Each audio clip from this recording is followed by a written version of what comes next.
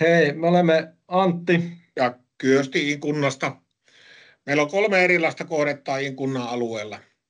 Ensimmäinen kohde on uusi yläkoulu, joka rakennetaan 2 vaiheessa. Haluamme rakentamiseen mukaan erilaisia innovaatioita, esimerkiksi sadevesien hyödyntämistä WC-huuhteluun, pystyakselisia tuulivoimalaitoksia ja niin edelleen. Toinen kohde on 100-vuotiaan hirsitalon korjaaminen julkiseen käyttöön. Haasteensa tarkoituksena on saada innovatiivisia ratkaisuja korjausrakentamiseen, erityisesti rakennuksen sisätilojen ja ilmanvaihdon ratkaisut kiinnostavat. Kolmantena kohteena meillä on Kuivaniemen hoivakodin uusiokäyttökohteiden etsiminen. Nykyisen toiminnan jatkuminen on epävarmaa, joten uusien käyttökohteiden löytäminen on kunnan kannalta erityisen tärkeää. Tilojen monikäyttömahdollisuus kiinnostaa meitä.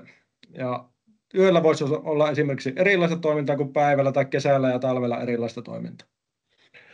Inkunnassa vihreät ratkaisut on tärkeässä roolissa kunnan toimintaa määrittäessä. Ja kuntana halutaan olla edelläkävijöitä uusien innovaatioiden ja muiden ratkaisujen mahdollistajana. Haemme nyt siis innovatiivisia ratkaisuja, jotka ovat ekologisesti kestäviä ja elinkaareltaan kustannustehokkaita.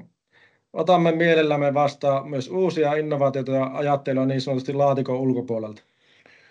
Toivomme mukaan suunnittelijoita, rakennusliikkeitä ja tuotteiden tarjoajia tarjoamaan omaa osaamista ja uusia innovaatioita tarvitsemimme kohteisiin. Odotamme mielenkiinnolla hakemuksianne. Terve!